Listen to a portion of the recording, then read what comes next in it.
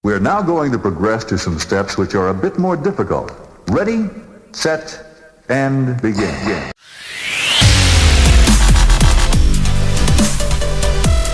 Warahmatullahi wabarakatuh. Masih berjumpa lagi dengan saya Kak Nurjana.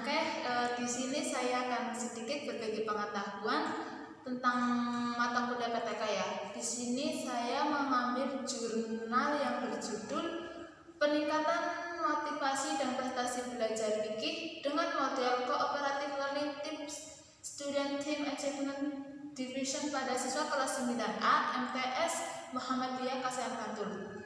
Jurnal ini ditulis oleh Ma'ruf Yuniarno. Pada jurnal ini juga ada sub-sub, ada pendahuluan, metode penelitian, juga hasil penelitian dan pembahasan, dan juga yang terakhir itu ada kesimpulan. Untuk lebih lanjutnya lagi itu saya akan mulai dari pendahuluan ya.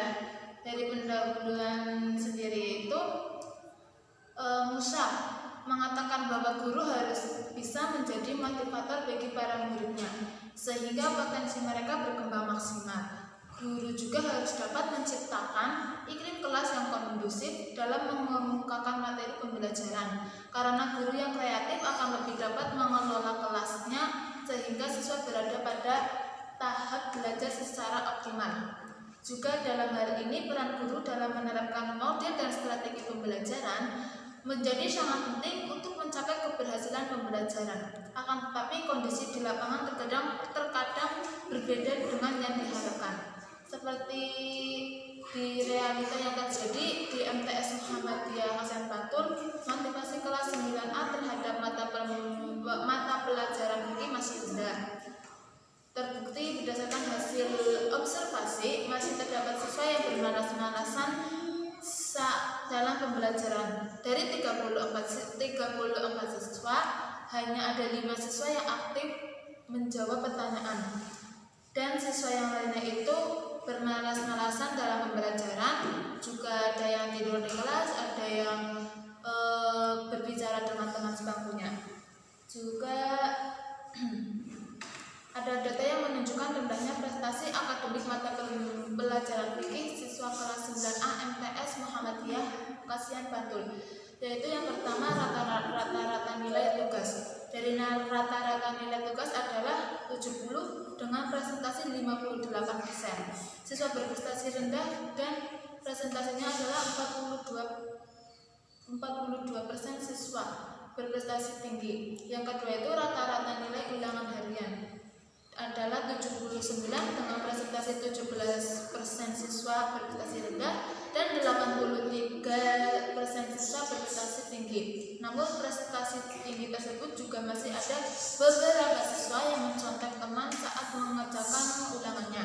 Yang ketiga itu rata-rata nilai ulangan tengah semester adalah 78 dengan presentase 32%, siswa berprestasi rendah dan 58 berprestasi tinggi.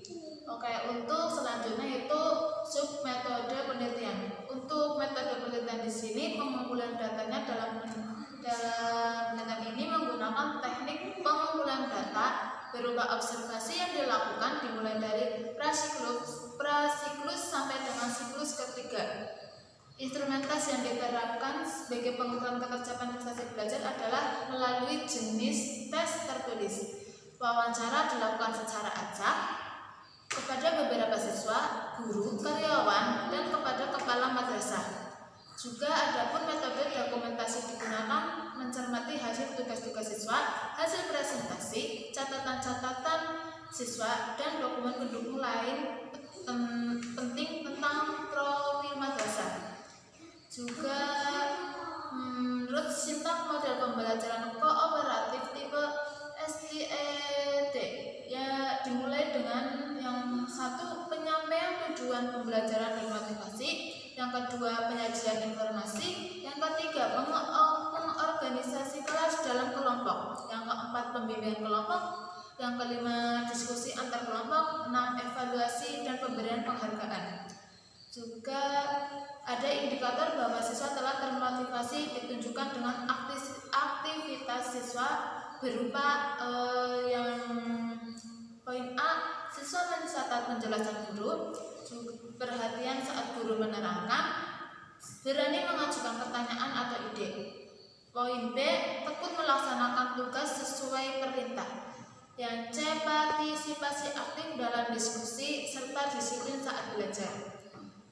Juga yang selanjutnya itu adapun kategori motivasi dibagi menjadi 4 tingkatan, yaitu motivasi sangat tinggi, tinggi, kurang, dan tidak termotivasi. Untuk selanjutnya itu hasil penelitian dan pembahasan.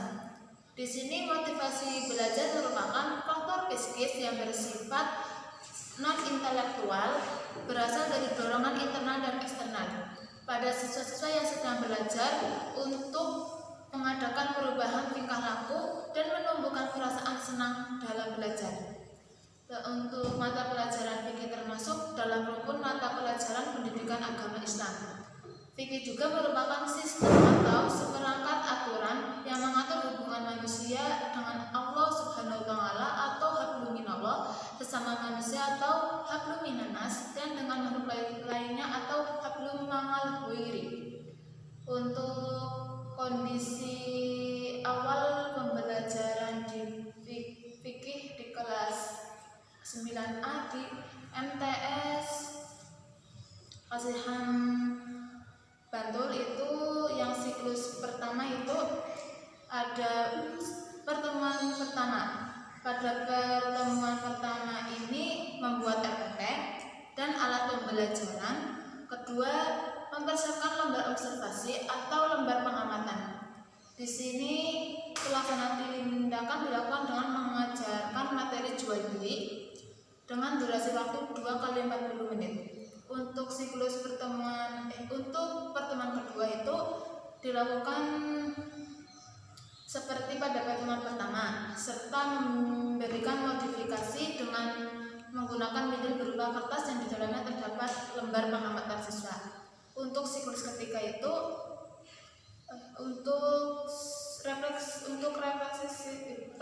siklus kedua itu yang pertemuan pertama, perencanaan pada siklus kedua pertemuan 1 seperti pada siklus 1 dengan modifikasi menambah media pembelajaran menggunakan slide presentasi, PowerPoint, menyajikan video pendek berkaitan dengan materi dan mengubah dengan desain kelas menjadi letter U. Juga untuk pertemuan kedua, perencanaan pada siklus 2 pertemuan 2 ini adalah dengan modifikasi seperti pada siklus 2 pertemuan 1. Melaksanakan tindakan dilakukan seperti pada siklus 2 pertemuan 1 dengan modifikasi materi tentang jual beli. Juga untuk siklus ketiga itu untuk pertemuan yang pertama adalah mempersiapkan perangkat-perangkat perbaikan di siklus 2, yaitu RPP yang lebih terperinci, langkah waktu pelaksanaannya, media dan strategi pengelolaan tempat duduk serta variasi soal tes yang dibuat lebih menyenangkan dengan model teka-teki silang.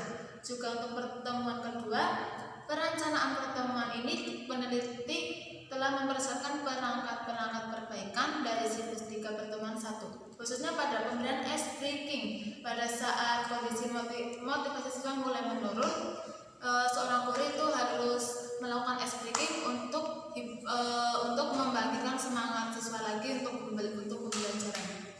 Juga ada motivasi belajar. Nah, motivasi belajar di sini pada penelitian tindakan ini terdiri 3 siklus yang berfungsi meningkatkan motivasi belajar siswa pada mata pelajaran fikih di kelas 9A dengan model cooperative learning. Untuk presentasi motivasi belajar mengalami peningkatan pada setiap siklus. Untuk gambar ada di sini. Oke, untuk grafik yang pertama itu menunjukkan bahwa motivasi belajar siswa semakin meningkat. Prasiklus menunjukkan presentasi motivasi belajar sebesar 26%. Pada prasiklus presentasi motivasi siswa rendah sehingga perlu ditingkatkan pada siklus 1. Juga siklus 1 pertemuan 1 menunjukkan presentasi sebesar 30%. ditunjukkan pada pertemuan kedua motivasi belajar. Siswa naik menjadi 59%. Siklus 1. Siswa mulai termotivasi pada motivasi fikih yang dilaksanakan meskipun masih ada beberapa siswa bermotivasi rendah bahkan belum termotivasi. Oke, untuk prestasi belajar di sini gambar dari presentasi prestasi belajar pada masing-masing siklus dan pertemuan ada di sini.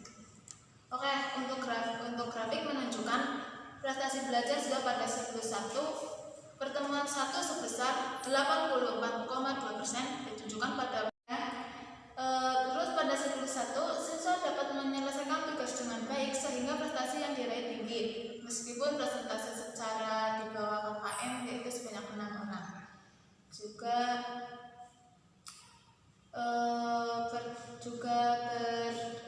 Berdasarkan hasil di atas, model cooperative learning tipe STAD dapat meningkatkan prestasi belajar siswa pada mata pelajaran fikih dengan catatan setiap pertemuan dalam satu siklus harus memiliki berbagai modifikasi agar siswa memiliki ketertarikan. Modifikasi dapat berupa perubahan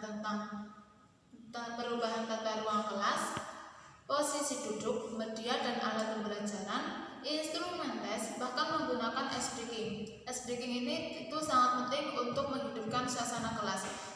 Selanjutnya kita lanjutkan ya. Untuk tadi kan sampai S-breaking. S-breaking ini itu sangat penting untuk menghidupkan suasana kelas pada saat pembelajaran. Biasanya untuk kalau jam-jam siang itu biasanya siswa-siswi kalau udah masuk jam siang itu biasanya ngantuk, lapar.